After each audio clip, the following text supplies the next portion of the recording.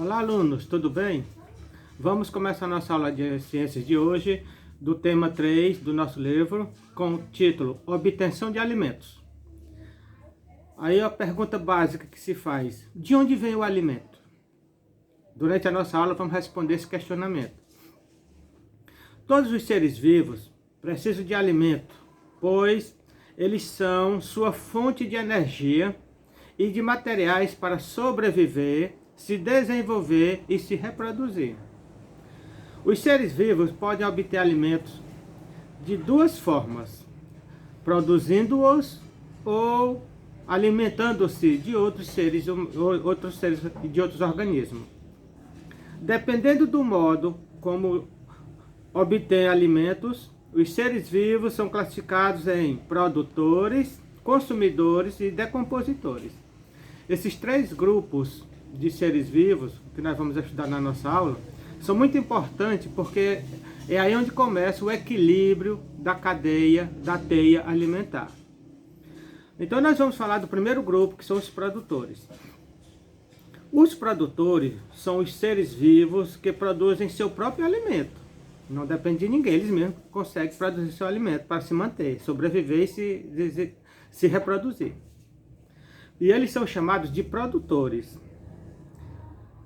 Esse grupo inclui as plantas, predominantemente nos ambientes terrestres, as algas, que ficam nos mares, e certas bactérias, encontradas principalmente em ambientes aquáticos. Então, os produtores, todos eles, a maioria deles, quase todos eles, produzem e fazem o processo chamado de fotossíntese. Nesse processo, os seres vivos, eles utilizam água, gás carbônico e energia luminosa do Sol para realizar esse processo da fotossíntese. Então nós podemos analisar que o processo da fotossíntese é o responsável pela produção de açúcares utilizados como alimento para as plantas, que é o alimento das plantas, são os açúcares. Já o segundo grupo dos animais, dos seres vivos, são os consumidores. Esses seres vivos, chamados de consumidores, são aqueles que se alimentam de outros organismos ou de partes deles, como folhas, frutas, sementes, ovos e assim por diante. Todos os animais, inclusive o ser humano, são consumidores. Então, um grande número de seres vivos que estão nesse grupo de consumidor.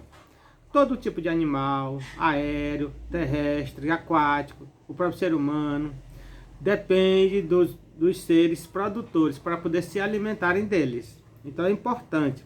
Havendo esse equilíbrio, a natureza agradece.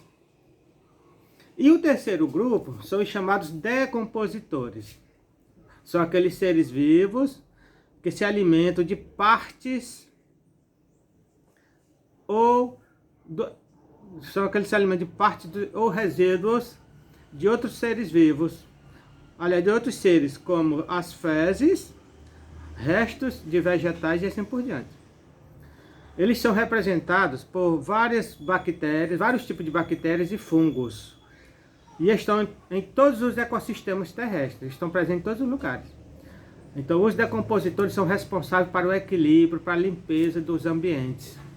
Um animal, quando morre, nós jogamos fora, se não enterramos, aquele animal vai se decompor. As bactérias é que vão dar fim na massa daquele animal. E se enterrarmos, também no solo existem bactérias que vai dar fim na massa daqueles animais. Então são chamados decompositores. São representados por vários tipos de bactérias, são muitos tipos, e de vários tipos de fungos. São seres microscópicos, nós não podemos ver, tem que ter com auxílio de aparelhos. Então eles transformam os restos desses animais mortos em nutrientes e matérias para os produtores, se torna alimento para as plantas. Então nós podemos ver que os produtores aproveitam os restos de animais e vegetais decompostos e vão se reproduzir, vão criar seu próprio alimento para alimentar os consumidores. Então vamos analisar que a maioria dos organismos decompositores são microscópicos, ou seja, precisamos de um aparelho, o auxílio de um aparelho para observá-lo. Então essa obtenção de alimento, ela acontece diariamente, frequentemente, dia e noite, onde os seres vivos existem na cadeia alimentar, para poder existir o equilíbrio, uns se alimentam dos outros e os restos, os decompositores, vão fazer seu trabalho e devolver para a natureza, para o ambiente, esses restos em forma de nutrientes para as plantas, para as bactérias que são cianobactérias e para também as algas marinhas, os ambientes marinhos. É importante conhecermos essa situação, porque às vezes nós pensamos que o alimento chega fácil à nossa mesa, mas não é. Ele tem um processo, e esse processo passa por ciclos, e esses ciclos têm que ser seguidos minuciosamente para podermos aproveitar ao máximo a cadeia alimentar.